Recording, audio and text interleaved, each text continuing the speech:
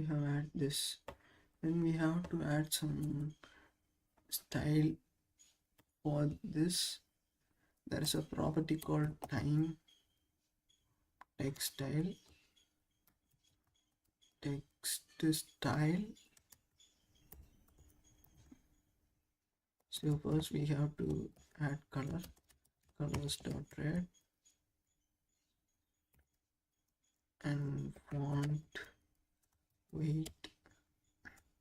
Let's add font weight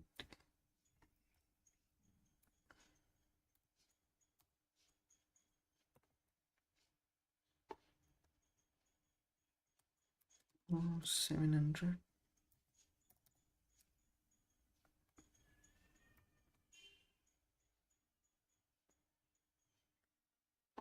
See, it has changed.